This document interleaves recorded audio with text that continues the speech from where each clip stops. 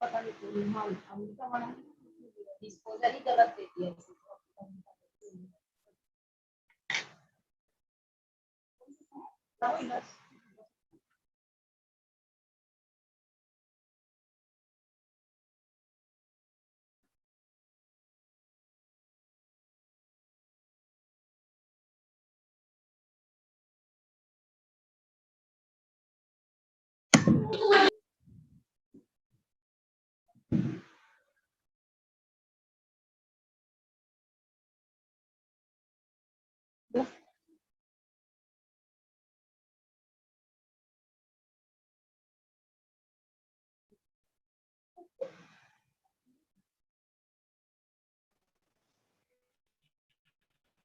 Hello, आवाज नहीं है। कल भी ऐसे हुआ था। हेलो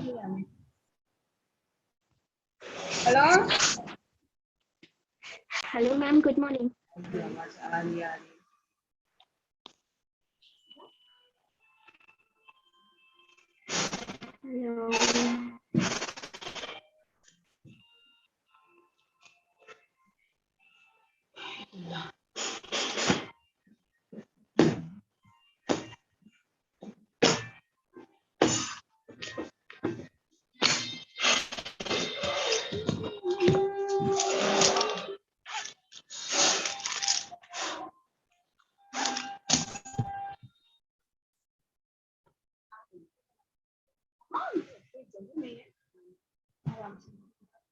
कोई 1 बजे के आसपास आते ही।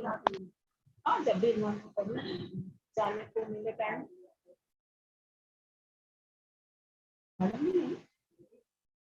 ठीक है,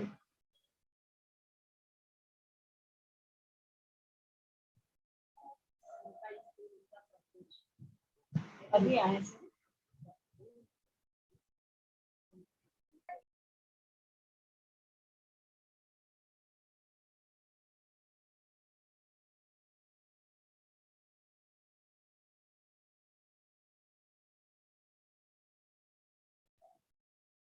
hello, good morning ma'am. Hello, हाँ गुड मॉर्निंग बेटा। चलिए स्टार्ट करते हैं। चलिए अपनी कविता में आगे बढ़ते हैं। ठीक है, कविता देखिए, ध्यान से सुनिए आप। जब गंभीरतम अर्ध निशा में जग को ढक लेता है, अंतरिक्ष की छत पर तारों को छिटका देता है, सस्मित वदन जगत का स्वामी मृदु गति से आता है, तट पर खड़ा गगन गंगा के मधुर गीत गाता है, उससे भी विमुख हो नभ में चंद्र विहंस देता है, वृक्ष विविध पत्तों पुष्पों से तन को सजा लेता है, पक्षी हर संभाल न सकते मुग्ध चहक उठते हैं, फूल सांस लेकर फूल की सानंद महक उठते हैं, है ना। तो कविता को ध्यान से देखिए। अब शब्दार्थ देख लेते हैं पहले, है ना। तम यानी अंधेरा, अर्ध निशा यानी आधी रात, जग यानी संसार, अंतरिक्ष यानी आकाश या धरती और आकाश के बीच की खुली जगह, अंतरिक्ष जानते ही आप लोग ना। सम्मित मुस्कुराते हुए, वदन यानी सुख, मृदु यानी कोमल, गगन यानी आसमान। चलिए कविता को अपन देखते हैं। अब देखिए, जब संसार तम अर्ध निशा में जग को ढक लेता है, अंतरिक्ष की छत पर तारों को छिटका देता है, यानी जब अंधकार हो जाता है, जब रात हो जाती है और अर्धनिशा यानी जब आधी रात हो जाती है, तब सारा संसार क्या है, पूरा काला हो जाता है, पूरा सूर्य तो डूब जाता ही है ना। तो पूरा संसार क्या होता है, काला, सब जगह काला ही काला दिखाई देता है ना।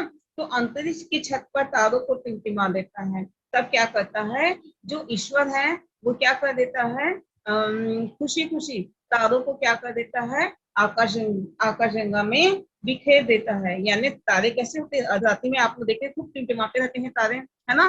तो अंतरिक्ष में भगवान क्या कर देता है, ईश्वर, क्योंकि ये तो सब बनाई गई रचना क्या ईश्वर की है, तो ईश्वर क्या कर देता है, तारों को, टिमटिमाते हुए तारों को आकाशगंगा में, मतलब आकाश जो छत है वहां पे क्या कर देता है, तारों को बिखेर देता है। और तारे कैसे होते हैं, टिमटिमाते हुए रहते हैं। बहुत सुंदर दृश्य रहता है उस समय, है ना। आगे देखिए, सम्मित वदन जगत का स्वामी मृदु गति से आता है, तत्पर खड़ा गगन गंगा के मधुर गीत गाता है।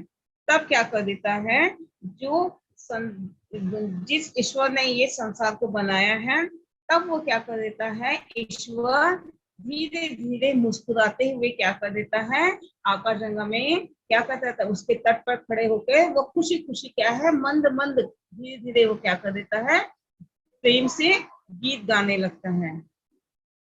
आगे देखिए, उससे ही विमुख वो नभ में चंद्र विहंस देता है, वृक्ष विविध पत्तों पुष्पों से तन को सज लेता है, पक्षी हर्ष संभल ना सकते मुग्ध चहक उठते हैं। यानी उससे भी विमुख होकर, यानी विमुग्ध होकर, यानी इस प्रकृति के सौंदर्य को देखकर, यानी चारों और क्या कहता है, अर्धरात्रि में चारों अंधेरा हो जाता है, तारे टिमटिमाते लगते हैं और ऐसा लगता है कि आकाशगंगा में क्या है, ईश्वर क्या करता है, मुस्कुराते हुए धीरे धीरे क्या है, वो गीत गा रहा है ना। तो उस समय क्या होता है, चंद्रमा, है ना, चंद्रमा क्या करता है, अप्रतिम शोभा से सुसज्जित होकर, खुश होकर वो क्या करता है, धीरे धीरे मुस्कुराते हुए चंद्रमा का क्या है, उदय होता है। ठीक है। और वृक्ष विविध पत्तों पुष्पों से तन को सज लेते हैं। तो जिस प्रकार से अपन तैयार होते हैं, कोई भी इंसान कहीं भी जाने के लिए मतलब अच्छे से तैयार होता है, उसी प्रकार से वृक्ष भी क्या कर देता है, अपने आप को सजा लेता है। कैसे सजाएगा वृक्ष, पत्तों से और फूलों से, है ना। वृक्ष क्या कर लेता है, सजा लेता है।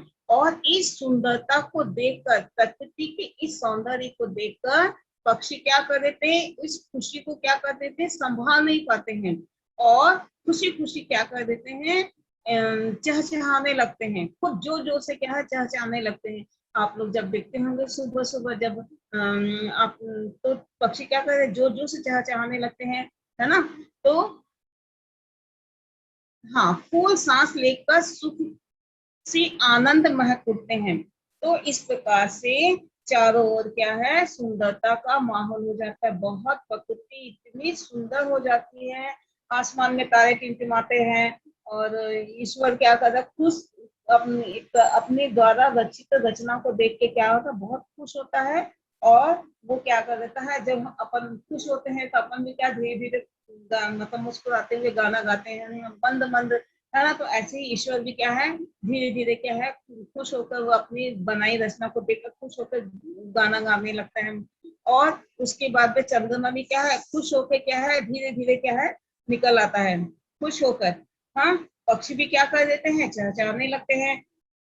जो वृक्ष होते हैं वो अपने आप को सजा लेते हैं पत्तों और फूलों से। इस सारे प्राकृतिक सौंदर्य को देखकर पुष्प भी क्या कर देते हैं, जब आप देखते होंगे सुबह सुबह के समय वृक्ष में जितने भी फूल होते हैं वो सब क्या है, खिल जाते हैं। और उसकी जो महक होती है, फूलों की जो महक होती है, वो चारों ओर क्या है, उसकी खुशबू क्या है, चारों ओर फैल जाती है। तो ऐसे प्रतीत होता है कि जैसे प्रकृति क्या है, सांस ले रही है, फूलों से जो खुशबू निकल रहे हैं उसके द्वारा क्या है, कर रही है, ऐसा प्रतीत होता है कि प्रकृति सांस ले रही है। ठीक है, चलिए इसके अपन कुछ अहम, इस कविता में क्या है, अनुप्रास और उत्प्रेक्षा अलंकार का बहुत ज्यादा उपयोग किया गया है। ठीक है, अब देखिए इसके क्वेश्चन आंसर अपन करते हैं। यानी जो अपन की जो कविता में कवि है वो प्रकृति के प्रेम से इतने अधिक प्रभावित होते हैं कि प्रकृति ईश्वर द्वारा बनाई गई एक एक रचना को वो क्या कर देता है, उसको क्या, उसकी आकर्षित होकर वो अपने शब्दों में किस प्रकार से बयान कर रहा है, इस ये कविता में हम देखेंगे, है ना। तो यही वर्णन है ना। आगे देखिए क्वेश्चन आंसर नंबर 1, अर्ध निशा में क्या घटित होता है, अर्ध निशा में सारे संसार को क्या कर देता है, ये पूरा संसार क्या है, अंधकार में डूब जाता है। नंबर 2 क्वेश्चन है, अंतरिक्ष की छत के सौंदर्य का वर्णन कीजिए। अंतरिक्ष के सौंदर्य की छत का क्या है, जैसे अर्धरात्रि होती है ना। तो अर्धरात्रि क्या, जैसे ही शाम के बाद अंधेरा चालू हो जाता है। उसके बाद आप देखते होंगे आकाश में क्या है, तारे टिमटिमाने लगते हैं, चंद्रमा उदित हो जाता है ना। तो और उसके साथ साथ क्या होता है, ठंडक भी आ जाती है। चंद्रमा के आने से क्या होता है, जो दिन भर गर्मी रहती है वो क्या ठंडक में बदल जाती है ना। तारे टिमटिमाने लगते हैं और ये क्या है, पूरा जो संसार होता है बहुत तारे जो टिमटिमाते हैं तो ऐसा लगता है कि जैसे प्रकृति खुश हो रही है ना। और इस प्रकार से क्या है, अनगिनत तारे क्या है आसमान में टिमटिमाते हुए सुशोभित होते हैं। अगला क्वेश्चन देखिए, नंबर 3 है, जगत का स्वामी कैसे और कब आता है।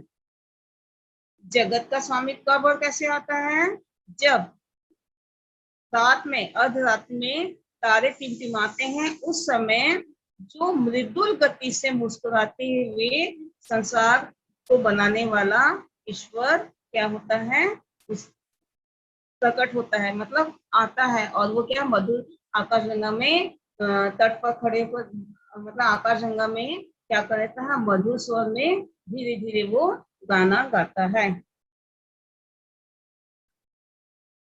अगला क्वेश्चन है, कवि ने किसे और कहाँ गीत गाने की कल्पना की है। कवि ने किसकी गीत गाने की कल्पना की है, आकाशगंगा में खड़े होकर मधुर स्वर में ईश्वर धीरे धीरे खुशी खुशी गीत गा रहा है, ऐसी कल्पना अपने कवि ने की है। अगला क्वेश्चन देखिए, चंद्रमा कब मुस्कुरा उठता है,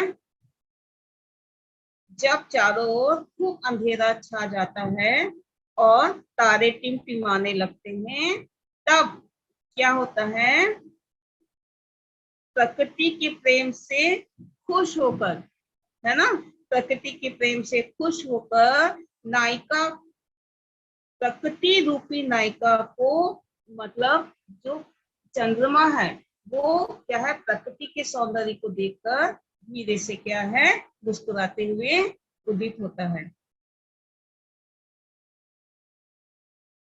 उसके बाद अगला क्वेश्चन है, वृक्ष अपने तन को किससे सजाते हैं।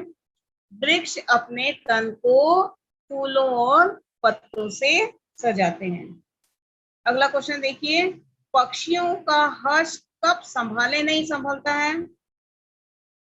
जब प्रकृति का सौंदर्य देखकर चारों तारे टिमटिमाते हैं, मंद मंद हवा बहती है, और तारे टिमटिमाते हैं, मंद मंद हवा बहती है, चंद्रमा उदित होता है, और उसके बाद में क्या है, तो फूल क्या है, खुशी खुशी क्या कर देते हैं, खिल जाते हैं और अपनी जो खुशबू है चारों ओर क्या करते हैं, बिखेर देते हैं। उस समय क्या है, पक्षी इस सौंदर्य को देखकर अपने आप को संभाल नहीं पाते हैं और खुशी के कारण चहचहाने लगते हैं।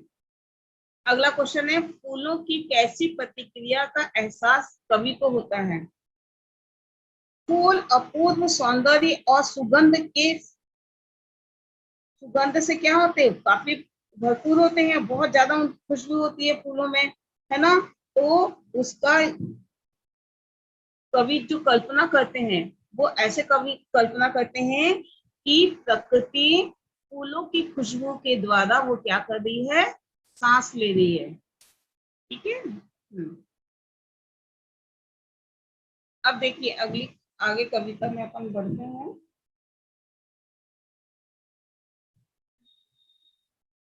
वन उपवन गिरी सानु कुंज में मेघ बरस पड़ते हैं, मेरा आत्म प्रलय होता है, नयन नीर झड़ते हैं।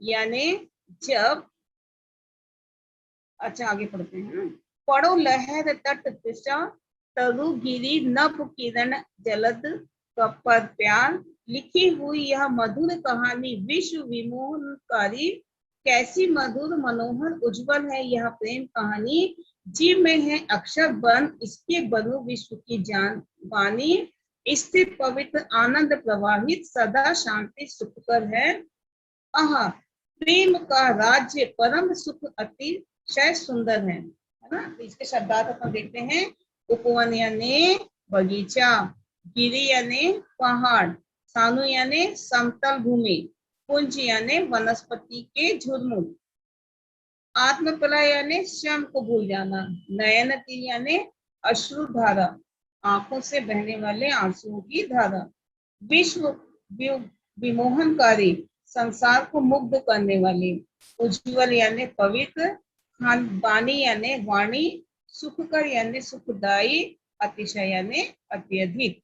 ठीक है, तो पथिक कहता है इसमें, इस कविता में कहता है कि जंगल, बगीचे, पहाड़, समतल भूमि में, और जब ये बादलों से जब पानी बरसता है तो चारों ओर क्या है, बहुत सुंदर माहौल हो जाता है, बहुत उस प्रकृति बहुत ज्यादा क्या है खुश होकर क्या है, चारों ओर क्या है, जब बारिश इन जगहों में पड़ता है ना, बर्फ बादलों से पानी जब चारों ओर देता है, तब क्या है प्रकृति का सौंदर्य और बढ़ जाता है। ठीक है, पथिक कहता है कि समुद्र, हाँ, पढ़ो लहर तट कृष्ण तरु गिरित नभ किरण जलद पर प्यार, है ना। तो अपना जो कवि है वो जब देखता है प्रकृति के प्रेम को, है ना, प्रकृति के सौंदर्य को देखता है, जब बादलों से पानी गिरता है नदियों में, तालाबों में, समतल भूमि में, समुद्र में, नदियों में, सब जगह जब पानी गिरता है तो वो अपने आप को संभाल नहीं पाता है। जब इंसान बहुत ज्यादा खुश हो जाता है तो खुशी के कारण क्या है, उसकी आंखों से आंसू निकलने लगते हैं। तो ऐसे ही अपन का जो कवि है, इस प्रकृति के सौंदर्य को देखकर वो क्या है, उसकी आंखों से आंसू निकलने लगते हैं। उसके बाद क्या है,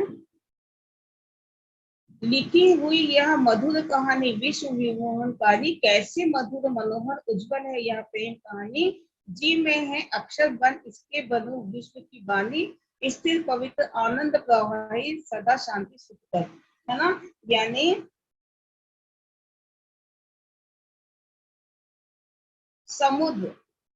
समुद्र तट में लहरें, वनस्पति, वृक्षों, पहाड़ों, आसमान, किरणों और बरसते मेघों से जगत को, इस संसार को मुग्ध करने वाला सौंदर्य क्या है, इस सौंदर्य की कहानी को आप लोग जानो, है ना। इस प्रेम कहानी को यानी कवि के द्वारा प्रकृति प्रेम की कहानी को क्या है, आप लोग जानो। और इस काव्य रचना के माध्यम से कवि ये कहते हैं कि मैं इस सुंदरता को, इस सौंदर्य, प्रकृति के सौंदर्य को इस संसार के लिए क्या है, मैं वाणी बन जाऊं, और इस अपने द्वारा मैं इस प्रकृति प्रेम को, इसके सौंदर्य को मैं अपने शब्दों में लोगों को बता सकूं।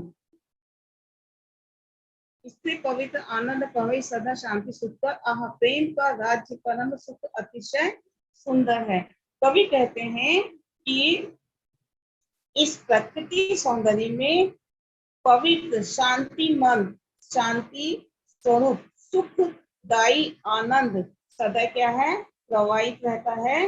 यहाँ प्रेम का साम्राज्य परिलक्षित होता है। सचमुच में प्रकृति सौंदर्य अतिशय शोभा क्या है, बहुत ज्यादा, ये क्या है, प्रकृति का सौंदर्य बहुत अधिक है, इसको हम अपने शब्दों से बयान नहीं कर पाते हैं। कवि अपना जो कवि है वो कहता है कि कभी बादलों में बैठ कर क्या है, मैं पूरे संसार को आकाश से लेकर जमीन तक, मतलब मैं धरती तक में क्या है पूरा विचरण करूं। कभी कवि अपना कहता है कि कभी मैं समुद्र से जो ऊंची ऊंची जो लहरें होती है उस पर बैठ कर क्या है, समुद्र की एक एक जगह को, एक एक तट को मैं क्या है, एक जगह को मैं अच्छे से निहारूं, उसका आनंद ले सकूं। तो इस प्रकार से जो अपनी कविता है ये प्रकृति प्रेम से भरपूर है। और कवि क्या है, प्रकृति में इतना अधिक डूब जाता है कि वो चाहता है कि मैं पूरा जीवन में प्रकृति के बीच में ही बिताऊं। चलिए, अपनी ये कविता हो गई है ना। अब मैं व्हाट्सएप में आप लोगों को इसके क्वेश्चन आंसर्स वगैरह में भेज दूंगी, ठीक है, आप लोग कलेक्ट कर देंगे। Okay ma'am. आप लोग को कोई डाउट है? No hello, ma'am. नो समझ मैम। में आ रहा है? ये यस जो मैम। कविता है अपनी प्रकृति के बारे में ही है, उसकी एक एक ईश्वर द्वारा रचित हुई रचना के बारे में है, और कवि अपने शब्दों में वो बयान कर रहा है। ठीक है, चलिए अब अपन इसको यहीं पे स्टॉप करते हैं। ओके।